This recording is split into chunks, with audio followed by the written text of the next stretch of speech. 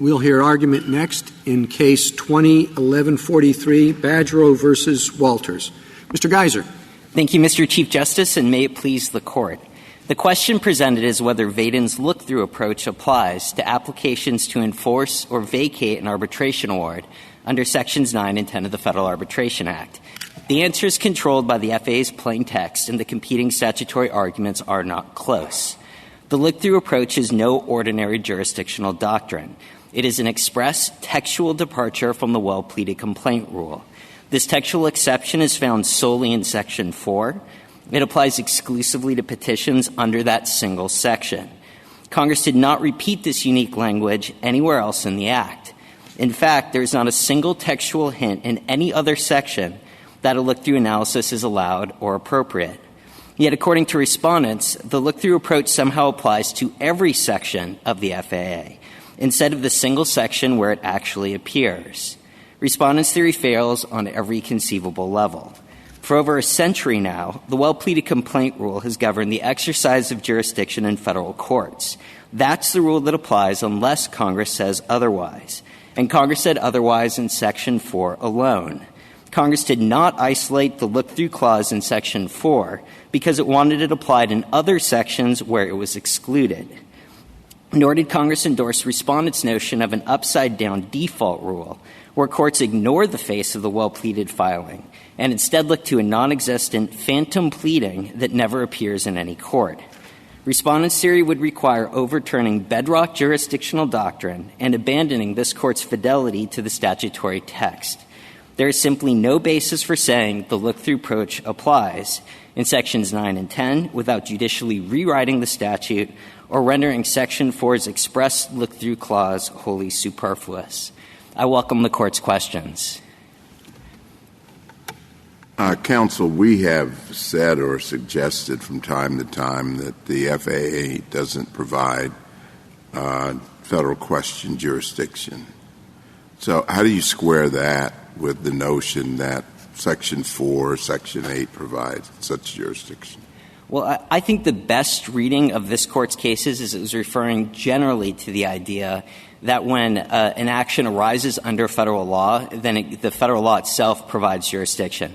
The Court wasn't parsing the individual sections of the Act and saying whether there's a specific independent grant of jurisdiction. But ultimately, I don't think it matters, because there are only two ways to read Section 4.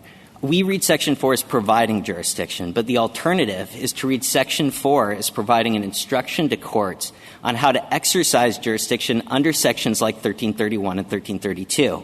And that instruction says you can look through to the underlying dispute. Now, that's the departure from the well-pleaded complaint rule that traditionally governs every other filing in the Act. And that exception, that express instruction to depart from that traditional rule, is found only in Section 4. So even if jurisdiction is ultimately deemed to vest under 1331 per Section 4's instruction, which is basically what this Court said in Vaden, it comes out to the same outcome. Whether you adopt that approach, you say Section 4 itself is an independent grant of jurisdiction. Well, isn't that an odd statute, that you just have one provision in a long statute that grants jurisdiction in sort of a roundabout way? Well, I think that the Federal Arbitration Act is deemed slightly anomalous, but I think what's absolutely clear from the FAA is that the only basis for departing from the well-pleaded complaint rule is, in fact, in Section 4. If Congress wanted that rule to apply to every section of the Act, it could have put it in a freestanding provision that applied globally, just like it did with Section 6 in saying that applications or petitions on the Act are treated as motions, or as it did in the international arbitration context under Section 203. Nothing stopped Congress from saying for every pleading under the Federal Arbitration Act, you should look through to the underlying hypothetical non-existent dispute and decide whether that would give rise to federal jurisdiction. That's exactly opposite the way that courts have functioned in determining federal jurisdiction on the face of the pleading for over a century. Thank you. And Mr. Geiser, when you say the well-pleaded complaint rule, and that's the alternative, what does the well-pleaded complaint rule indicate in this case? I mean, you say the well-pleaded complaint rule tells you this is the enforcement of a state law contract claim, so we're in state court. But I might say, well, if we look to the well-pleaded complaint says something about Section 9, and this arises under federal law. Sure. Well, I think that what's before the court, and just to be very clear, is not the underlying dispute. It is clearly the attempt to enforce the arbitration contract. Now, when you're enforcing the arbitration contract, it's true. You're looking to elements of federal law, but that's exactly what this court has said now for approaching 4 decades. Well, I guess what I'm saying is that the attempt to enforce the contract is through Section 9. And so why doesn't Section 9 on the well-pleaded complaint rule put you in federal court? It typically would, Your Honor, except for the fact that for nearly 4 decades this court said it doesn't. This court said that the Federal Arbitration Act is an anomaly and that it normally, unlike the normal situation where that would give arising under jurisdiction, the Federal Arbitration Act departs from that tradition. And I think it does so. Yeah, so it's a little bit of an odd argument that you're making, right? Because you're saying, well, it's got to be the well-pleaded complaint rule, but then you're also saying the well-pleaded complaint rule, by virtue of one of our holdings, actually does not function in the way the well-pleaded complaint rule normally does. Well, I think 2 responses, Your Honor. First, one thing that's very clear is that we can, I think, all agree that there's no license in under the text of the statute or the well-pleaded complaint rule to look through to the underlying dispute. You do look at what's actually before the court. So the question is, should the court overturn nearly 4 decades of this court's precedent, saying that even though the party is enforcing an element of the Federal Arbitration Act to enforce an arbitration contract, that that's not enough to get into federal court? And I would suggest that the respondents have not asked this court to reconsider that line of authority. I think it would be striking to reverse it. And just to imagine the practical consequences of doing so. If, in fact, it's enough to get into federal court to simply invoke an element of the Federal Arbitration Act, then every single contract governed by the FAA is eligible for federal jurisdiction. Even the most mundane state law disputes between non-diverse parties, every single one of those would come to federal court. That's not their argument, though. Well, that isn't their argument, but their argument, I think, is that the look-through applies to at least some proceedings under the Act, that we've repeatedly said that the Act doesn't affect jurisdiction, however, and therefore you put those 2 things together, that look-through must apply to all the FAA proceedings. And anomalous as it is, there are Julius Cohen and the ABA interpreted this Act back in the 1920s as doing this anomalous look-through.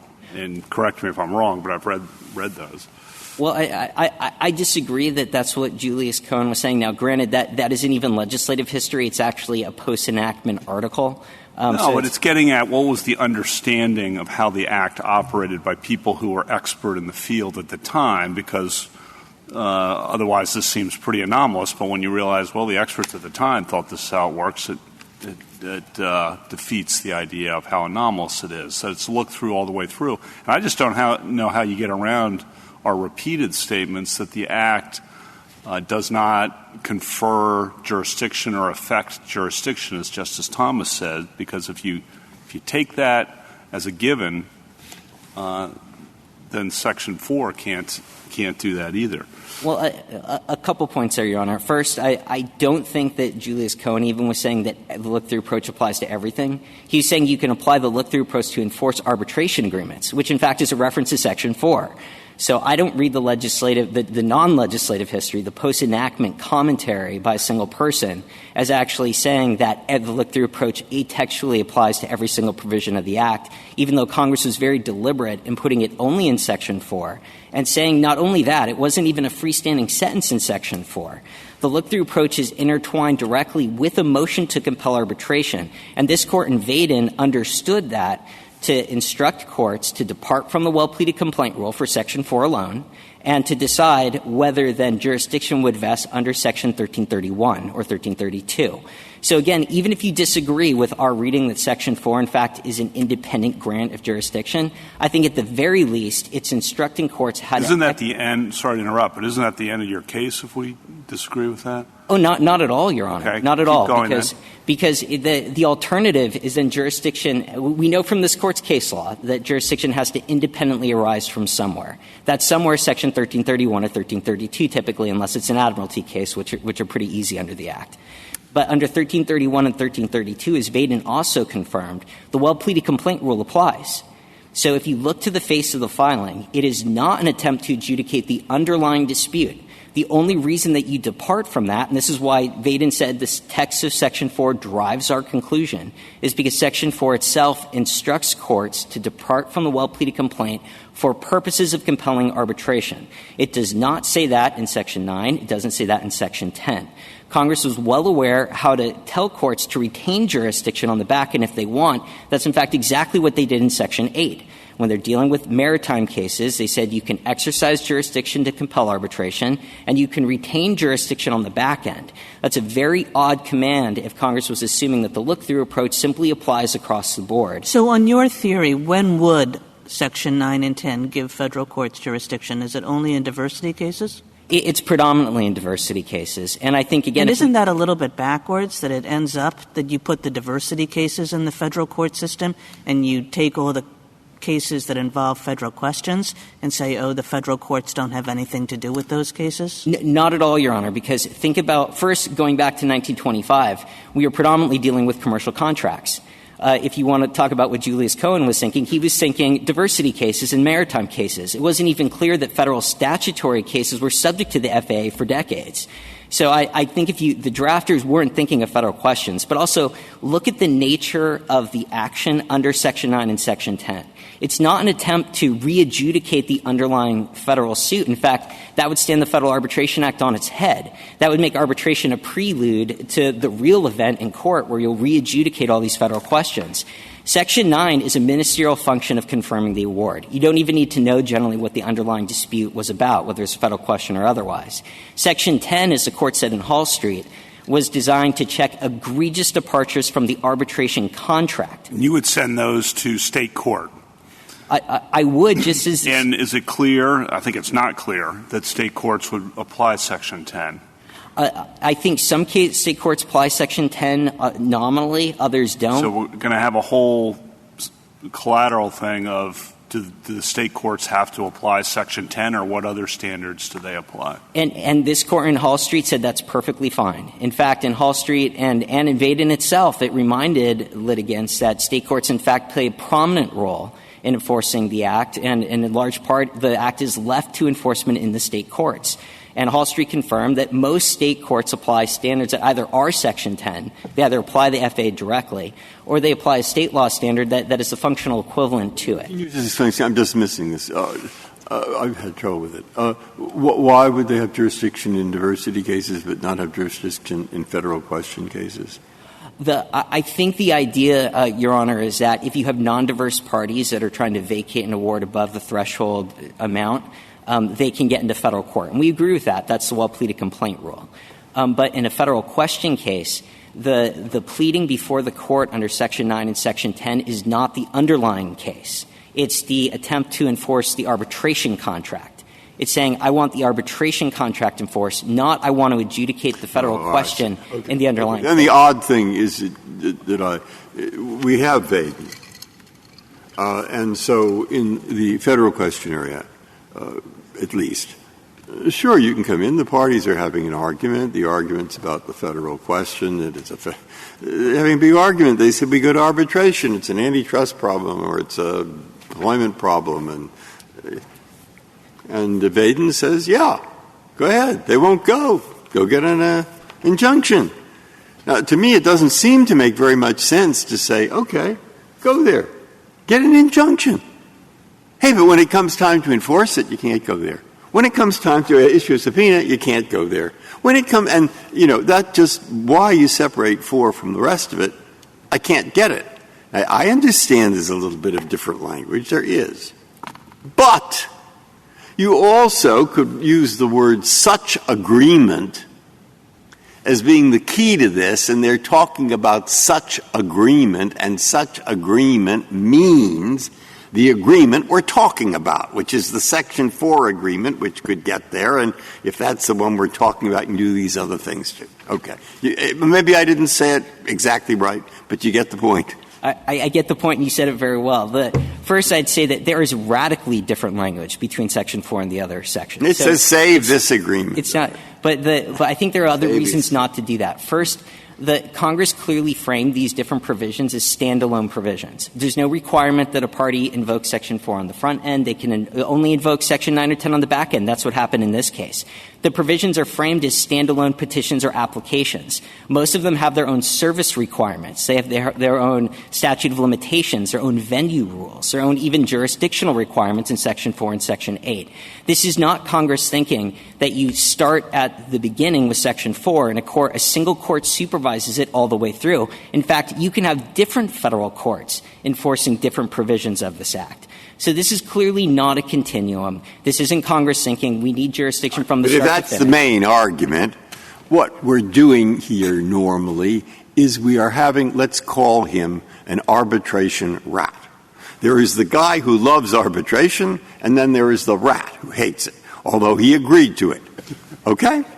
Now, he will express his ratitude in many different ways. First, he will not want to go in the first place.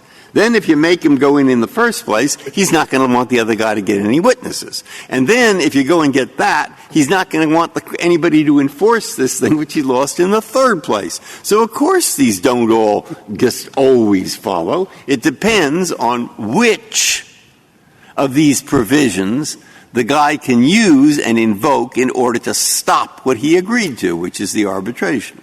A few answers, Your Honor. First, when a federal court compels arbitration or stays the case on the front end, it is discretion where it sees the arbitration rat, the person who is going to fight tooth and nail, to retain jurisdiction over the case. And it can exercise the other authority under the Act as an ancillary matter, which is exactly how it normally works in the settlement context. You can have a federal claim, and it can be settled, and a court can retain jurisdiction over the case to supervise the settlement or put the settlement in the decree.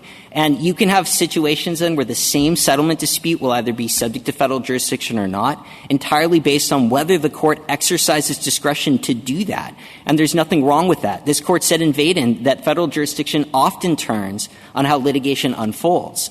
And you can have different situations. And where Congress wanted a single court to retain jurisdiction, whether it's because of an arbitration rat or not, it said it expressly. Look at Section 8. Section 8 says that the court has jurisdiction to compel arbitration in the maritime context, and it retains jurisdiction to enforce the award. Congress did not repeat that language in Section 9 or in Section 10. So you could call him an arbitration rat or a judicial lion, I suppose. But, I mean, isn't the problem here, and I think your friend will have the exact flip side of the problem, the somewhat unusual situation where this is a federal statute that we have said does not give rise to federal jurisdiction.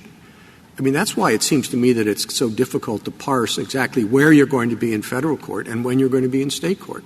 I do think that is an element of what's going on, but given that as a premise, the question then is, can you graft the look-through clause, which absolutely clearly applies in Section 4 and only Section 4, onto these other sections? Now, I think the reason you haven't heard my friend say that the court should reconsider that line of authority is because she's perfectly aware of what would happen if you were. Just to give an example, for the 12-month period that ended in March of 2020, there were 332,000 civil filings in U.S. district courts nationwide. So far this year in the AAA alone, they've adjudicated 380,000 arbitrations. And if you're to say that simply invoking any provision of the Act is enough, then what you have is anyone with a state law claim in non-diverse parties. Now, these 380,000 cases are all eligible for federal jurisdiction. That's not that's an amicus argument. That's not their argument. It isn't their argument, but their argument is now with So I guess of what relevance are those statistics, unless we're thinking of adopting the amicus position? Well, I certainly hope you're not. I was just trying to respond to the Chief Justice's question. But I do think, though, what you look at my friend trying to do then is thinking, well, we know it's not acceptable to say that everything comes in. So now we need to artificially limit it to a subset of cases. But that's the problem. This is an artificial limit. It's very clear that the Section 4 language simply does not apply in those other sections. And if the court is to say that wouldn't you, to pick up on Justice Breyer's questions, doesn't it make sense to have a uniform rule if you're not going to have, the Act itself confers jurisdiction, a uniform way to think about jurisdiction? The uniform way that I understood has always been thought about was you look through to the underlying controversy. It's pretty simple, and you do that kind of all the way through. Not that that's easy in every case, but at least that's the rule, and you don't get into these state court questions about does Section 10 apply in state courts, which I think is very tricky. Anyway. Well, first, Your Honor, you're going to get the question whether Section 10 applies under any reading because you have the state law case with the non-diverse parties. So that's inevitable. This case is not for better or worse, the last Federal Arbitration Act case the Court is going to see. But I also think, though, again, looking at it, it is not a uniform approach. This is an express textual departure, and I know Your Honor said the usual way is to look through. No, that's the opposite. The usual way is you look at the face of the pleading. And what parties are seeking to bring before the Court, whether under Section 4, Section 9, or Section 10, is not the underlying dispute. They're trying to adjudicate a specific performance right to the arbitration contract. One other textual point, they emphasize that Section 4 should be read as a venue provision. Can you address that? Sure. I think the easiest way to address that, Your Honor, is that it's directly at odds with Vaden. In Vaden, all 9 members of the Court looked at Section 4. It was framed as a jurisdictional provision by all 9 members of the Court. The word venue doesn't appear in either the majority opinion or the dissenting opinion. I think it's inconceivable that all 9 members of the Court simply overlooked that they were unwittingly construing a venue provision. And I think the reason they didn't overlook anything is because Section 4 is phrased in jurisdictional terms. It doesn't look anything like a normal venue provision. My friend says that there are actually 2 venue provisions in Section 4, and they contradict each other. The only case law support they have that Section 4 has anything to do with venue is a Seventh Circuit case that wasn't focused on the look-through clause. It was focused on a different sentence, 4 sentences after it, that is completely unrelated to the look-through provision, and in fact said the look-through provision does not provide venue. So it is truly, it's a very inventive theory, and my friend, who was a very able lawyer, came up with it because they realized that if they don't give the look-through clause some meaning in Section 4, and if the default is, as they say, that you always look through, then that clause becomes entirely superfluous. It serves I still have the same. Were you finished? Yes. I still have the same basic problem, if you want to add something to it. But arbitration goes on all over the world. Okay, there are arbitrators. They decide the case. And here is a fairly simple rule, finally. We need to go to a judge to get him into arbitration, and we're going to need a judge to enforce it. All right, so now we know which judges. It's the federal judges who will be primarily concerned with enforcing those disputes that are related to federal law. And that might be a lot of them. Now, there'll be state judges involved in this, too. But they're going to be involved primarily in state law, which they know. All right? And we're supposed to know the federal. And we seem to come closer to this more unified, simple system, if you're wrong, unfortunately for you. And that's the notion that I'm asking you so you can disabuse me of it. All right, well, let me try. First, for international arbitration, there actually is jurisdiction because Congress said so. In Section 203, for anything under the Convention, there's jurisdiction throughout the Act. Now, Congress didn't say that for domestic arbitration. So, again, Congress can decide that a single jurisdictional test, the Section 4 test, in fact, should be written into every other section, but that's Congress's decision to make. It's not this Court's. And I'd also say, too, that the test that we're advocating is the same well-pleaded complaint test that's applied for over a century in all kinds of disputes, including settlements. And look at the settlement of a federal claim. No one thinks there's any problem with saying a federal claim is filed in federal court, it's settled and dismissed, and then a dispute about the settlement goes to state court. And here, there's no federal expertise in reviewing these arbitration awards. Think about appointing an arbitrator. That's simply reading a contractual provision and deciding what it says about which arbitrator to appoint. It's seeking specific performance of an arbitration procedure. State courts do that all the time. They're very good at that. And the narrow provisions under Section 10 for reviewing an arbitration award, this is not re-adjudicating the federal question. They shouldn't be doing that. That's treating court review, again, as a do-over of the arbitration, which would frustrate the entire point of sending these cases to arbitration in the first place. This is a very narrow check to make sure there weren't things like fraud or bribery that distorted the arbitration process. That's something that state courts, again, they do all the time. They do it with the absolute flood of cases that involve state law issues and non-diverse parties. And there's no need to clog the federal court's judicial bandwidth with deciding what are effectively ministerial actions or fairly mundane actions that do not involve re-adjudicating the federal suit. The well-pleaded complaint rule governs just fine, and it is fairly simple. And the alternative will give rise to complicated questions, including what do you do with these state law questions that have a federal ingredient? The Grable inquiry is very challenging, and that will come up all the time in these cases and will make federal courts decide whether they have jurisdiction under a Grable analysis just to decide whether they're going to apply these very narrow provisions under Section 10 for confirming the award, as opposed to simply looking at the award on its face and saying the parties are bringing an attempt to confirm a state law arbitration contract before a federal court. If there's diversity, then maybe it makes sense to have the federal court there to protect against local bias. But if there's not diversity, there's no reason to say just because the underlying dispute involved a federal question, which isn't relevant at the confirmation stage, that we should nonetheless have federal courts spending their time looking at those awards. If the Court has no further questions. Justice Thomas? Justice Wright? Justice Alito? Maybe. Good. Justice Gorsuch? No further questions. Thank you. Justice Barrett? Okay. Thank you, counsel. Thank you.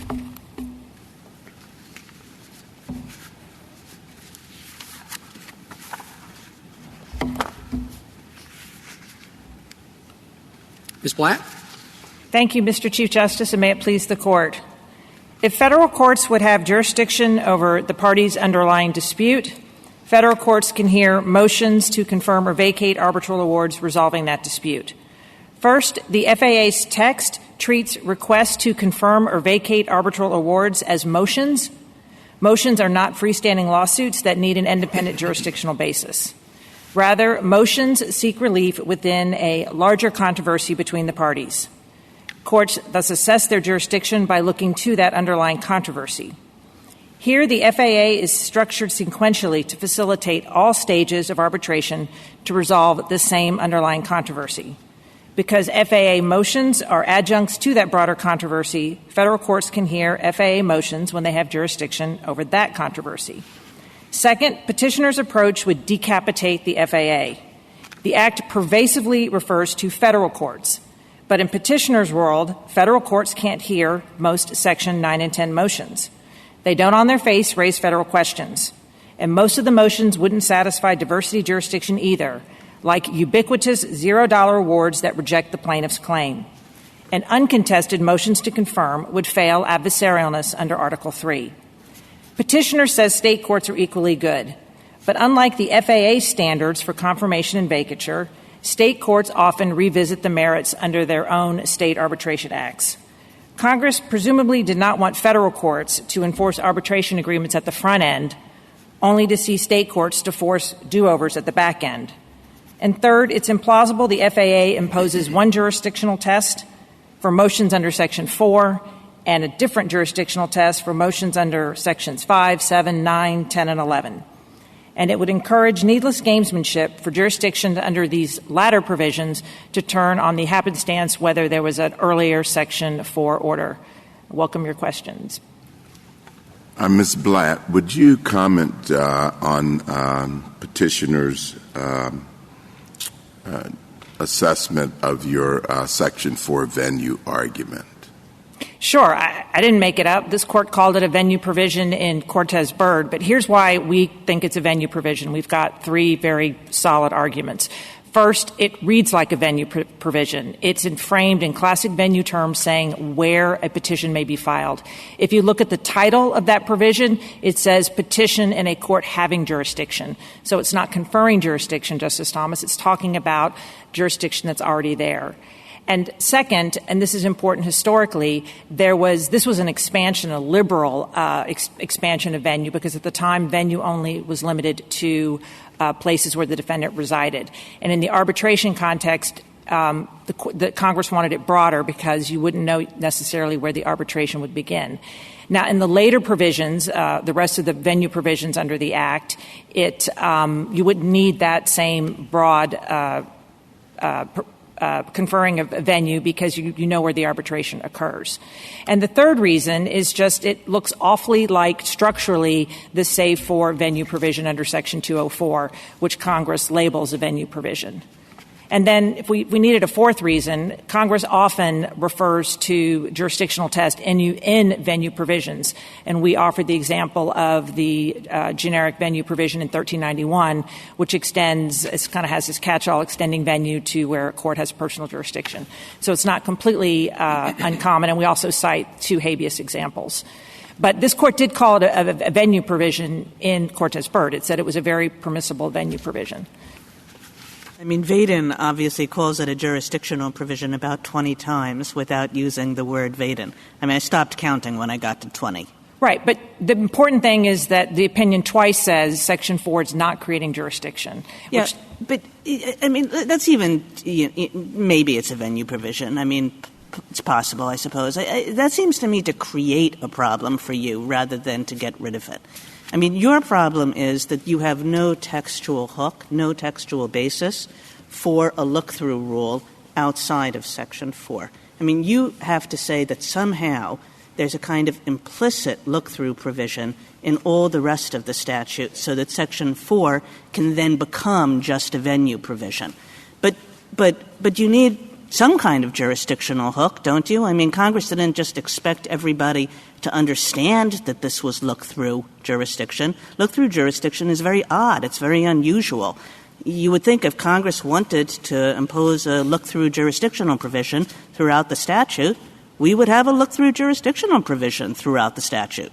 Sure, and that's why so much of our argument hinges on the fact that the statute is plastered with the words motion and application. When you get a motion for divided argument, you don't go around applying the well-pleaded complaint rule to your motion by the SG's office. You know that there's an underlying jurisdictional basis in the controversy before you. This entire act refers to the party's controversy, and then it uses the word motion in provision after provision, application. In sections 9, 10, 12, and 13, it talks about a motion and application. Section 6 says... But your argument, then, is just by using the words motion and application, Congress thought that by using the words motion and application, it would be clear to everybody that jurisdiction was by the look-through method.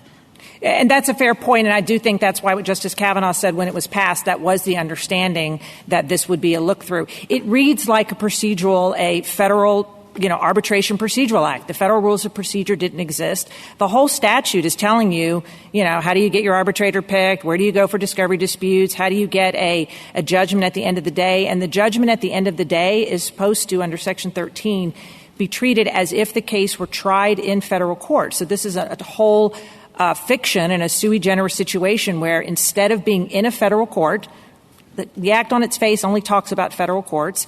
It's not being adjudicated, this federal controversy. It's being adjudicated before an arbitrator, but it ends up in a judgment.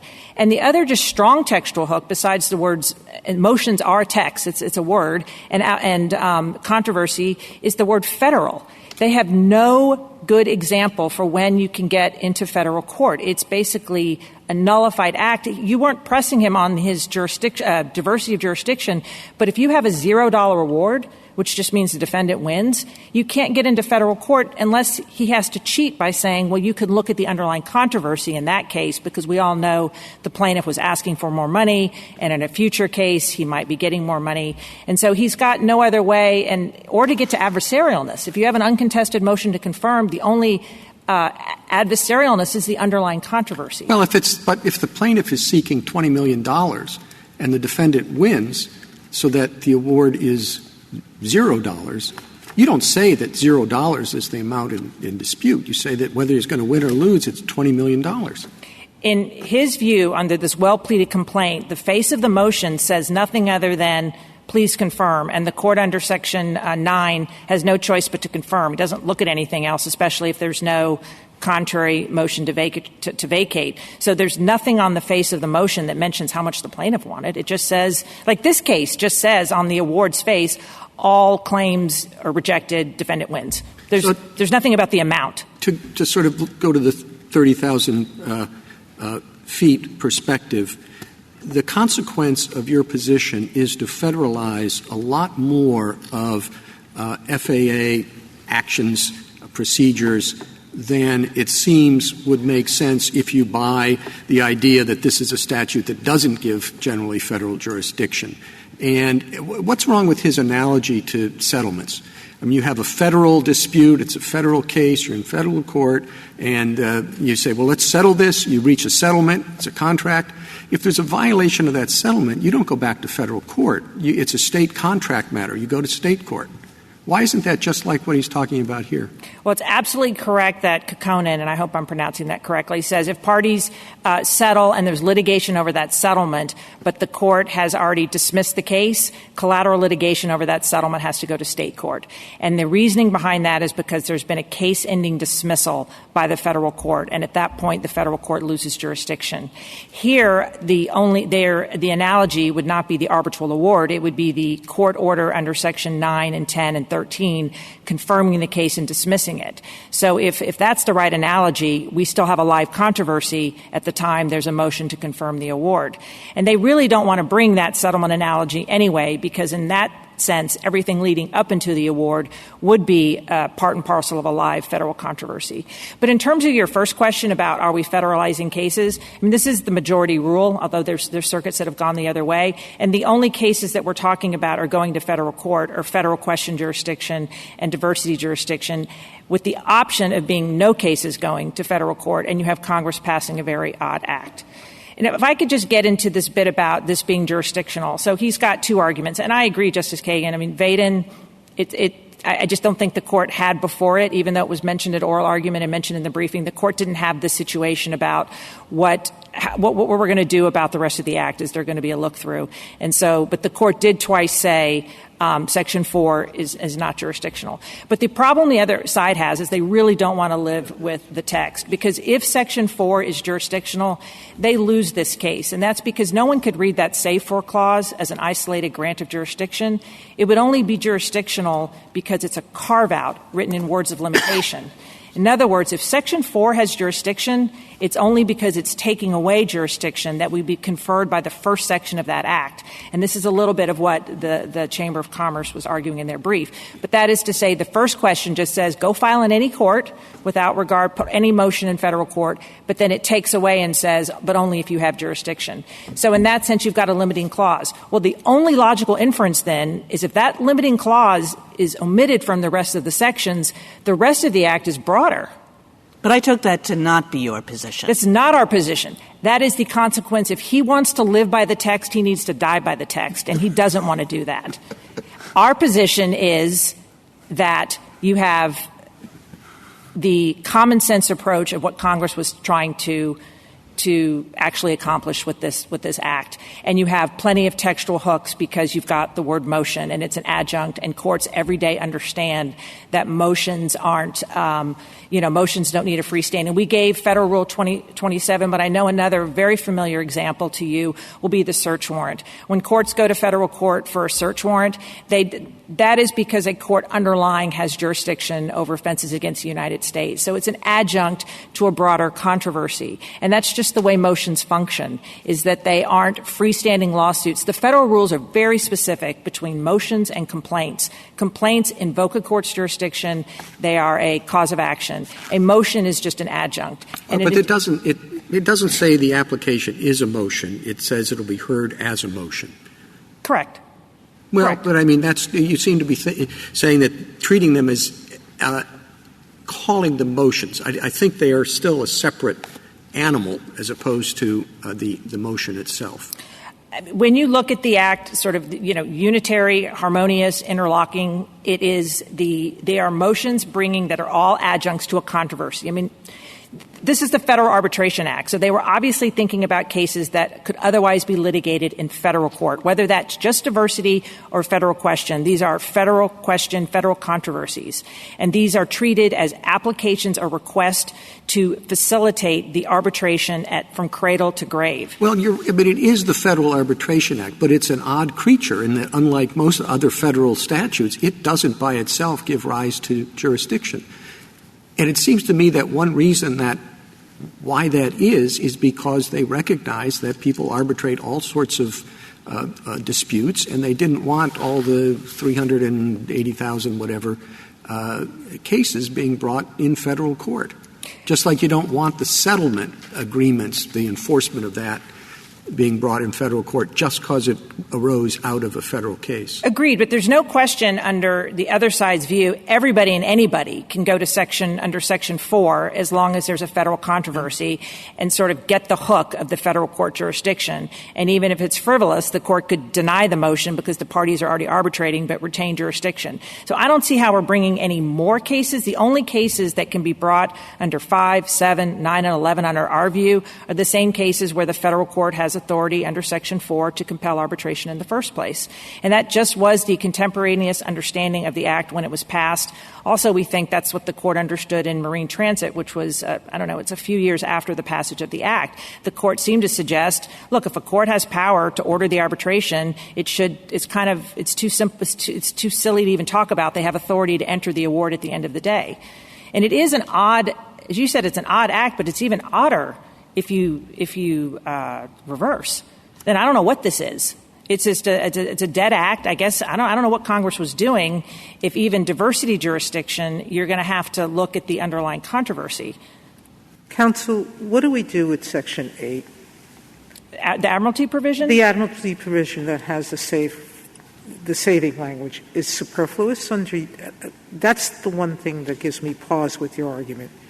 It's logical what you're saying, that we treat this like a motion, and in a motion you look at the underlying controversy. That's very logical. But why put it in Section 8 and not in 9 or 10? Yeah, so Section 8, again, I think the save for clause is not in the rest of the sections because the venue is much narrower. But under Section 8, I think it is a peculiarity of admiralty jurisdiction. So it says that you can proceed by libel and seizure of the vessel. And libel is a complaint. And so if you did not have and then the court shall have jurisdiction and retain jurisdiction, if that language was just excised, the provision would read as follows. You can go file a libel complaint in admiralty and seize your ship. Period. And then I think it would be sort of raise a lot of questions about, well, what does that mean now? I filed a complaint in federal court. What do I do about arbitration? And so that language, I think it's even less superfluous than the save for language. It's making clear that you have every right to proceed throughout the arbitral process and invoke the FAA. And at the same time, you can actually go to court and file your federal complaint. And you wouldn't do that in a civil case. Obviously, if you've agreed to arbitrate, you're not filing a complaint in federal court. You're going just straight to arbitration. Thank you. And the only other thing I wanted to say is on the I think the other side is trying to say, well, maybe it's not a jurisdictional grant. It's just an instruction on how to use your jurisdiction. And I think that's... I'm sorry, what's it? It. Oh, sorry. If I've lost my train of thought. The petitioner says there are two ways for him to win. One is that Section 4 is a freestanding jurisdictional grant, contrary to what this court has said in 3 separate Supreme Court cases. So he then has a fallback argument saying it's not a jurisdictional grant, it's just Section 4, the save for clause, is just an instruction. Hey, federal courts, I'm not giving you jurisdiction, I'm just telling you here's how you might look at seeing if you have jurisdiction. And I think that's just a fancy way of saying it's a jurisdictional provision, because without that language, the court, in other words, if the court didn't look through it, wouldn't have jurisdiction. So I'm just saying I think it's word games. Ms. Mott, this might just be repeating my last question, but there's a set of arguments one can make on both sides about what would make for a sensible act. So if we were writing the act from scratch, how we would write it to do the things we wanted to do and not do the things we don't want it to do. But I just want to put those arguments aside and say that we're trying to make sense out of the actual language that Congress offered. And then it seems as though there are 2 different positions. And one position is we just sort of, by the word motion and then by something, we just sort of get that Congress meant for there to be look-through jurisdiction. And the other, which is Mr. Geiser's, is, you know what, we have look-through provision where Congress says there's look-through provision, whatever you want to call it, jurisdiction, venue, anything else in between. There are particular places where Congress makes clear the look-through method is the right one, and where those things don't exist, it's not the right one, because we can't just sort of make up look-through jurisdiction out of nothing. Yeah, and I think that's fair to say. What do I do if the other side tries to make a compelling textual argument? And I think you've got to ask yourself, A, how compelling is it? And B, are there other texts in the statute that are telling me he's crazy? And I think you have that here because you just look at the act and you get to look at things like structure, context, purpose, and other textual cues throughout the act, including the title of Section 4 itself and the fact that it's written in classic venue framing terms. And your precedents, which all say Section 4 is not jurisdictional, starting in Southland and then in Moses Cone. So I just think it over-assumes that there is a compelling textual argument in the first place when it's not, because as a logical matter, his textual argument takes him a place that no party wants to go, which is that everything ends in federal court. I'm not saying it's an easy case for you. I'm saying our case is better than his case. You said the idea that our precedent precludes his case, it seems like the Moses Cone kind of precedent, which is that the FAA doesn't do anything with respect to jurisdiction, is equally a problem for you. Both of you are doing something with respect to federal jurisdiction. You're doing it by way of a default rule. He's doing it by way of a selective Section 4, Section 8 rule. Yeah, that's a fair point. So if we just look at this act, and I think why it got in footnotes in your precedent is because the court looked at this very quickly and said, wait a minute, this is not a jurisdictional act. And they cited Section 4 as the example. And I think this what gets into the professor's amicus brief, that this was based on the New York Arbitration Act. And if you just passed the New York Arbitration Act, this whole act would read like one big giant jurisdictional grant. And again, I hate to do what this court did, but this court said, hey, wait a minute, you see that Section 4 and it says, the court already has jurisdiction or must have it. That's reflective of this can't be a jurisdictional grant. So, yeah, I'm using your precedent, but I think your precedent very quickly looked at the act and said it made a choice that this can't be what Congress intended. And it is what the drafter said he was doing.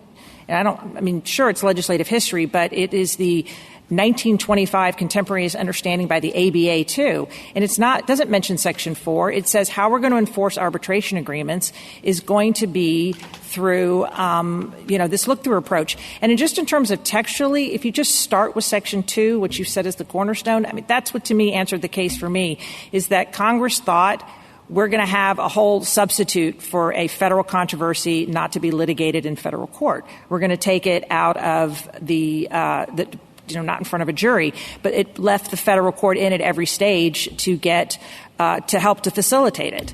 And so that's why there's not, a freestanding jurisdictional grant in the case. That's the best I got. Okay. Justice Thomas?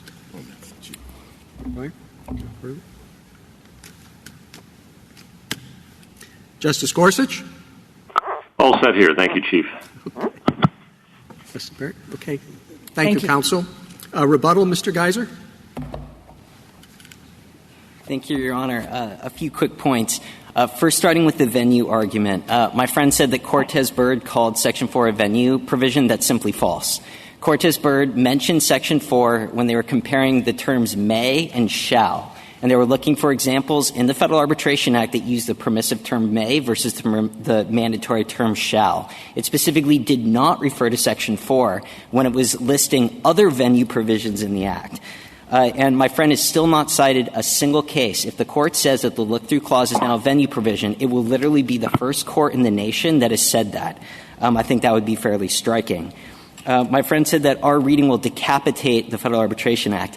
I think that's odd because our reading is, in fact, the reading that was the overwhelming majority view in the country for a quarter of a century. The only courts that have started questioning whether our reading is correct is in light of this court's opinion in Vaden, and only because they said not because of any textual reason. They admitted their approach is profoundly atextual. They said as a policy matter, it seems to make sense that if the look-through approach applies at the start, it should probably apply at the finish.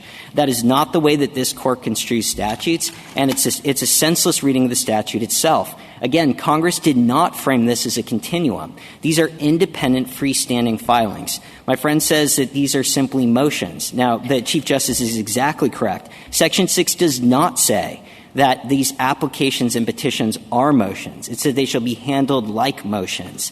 And as the court said in Hall Street, that's simply to streamline the proceeding. And Hall Street said in the next words it used, I think, underscores our point. It said it streamlines the proceeding so that the party doesn't have to file a separate contract action. It's making clear that it's just an independent way to get a specific performance request to enforce an arbitration contract before the court. And to the extent that my friend says that this is a motion is an adjunct to this missing underlying case, my friend's exactly right that typically when you have a jurisdictional anchor, you have an actual federal case in an actual federal court. The court doesn't say, do I have jurisdiction over every subsequent motion? But you need the initial federal case. I'm not aware of any precedent that this court's in this court's jurisprudence that says you can pretend there's a case in court. That's not the way it works with ancillary jurisdiction, as the court made clear in Peacock versus Thomas. It's not the way it works with settlements.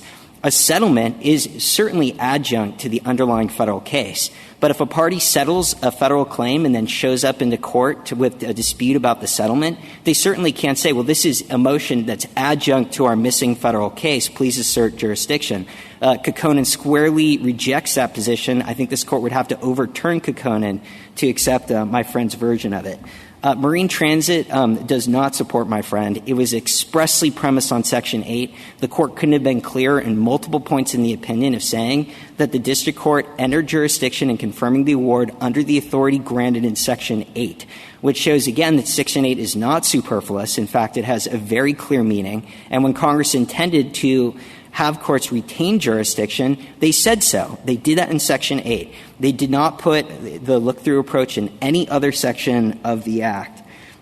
And I do think that if the court does adopt my friend's approach, you are certainly departing from the majority view, and you're expanding federal jurisdiction to decide a bunch of cases where there is no advantage to having a federal court spend its expertise and bandwidth looking at cases that the state courts have faithfully handled and enforced for a quarter of a century. I think the most striking thing here is not only has the sky not fallen, my friend and her very able amici could not identify a single systemic study or empirical analysis suggesting that this has presented a single problem for any arbitration agreements by leaving the enforcement of the Act in large part to state court, which is what this court has said for multiple occasions is what Congress intended.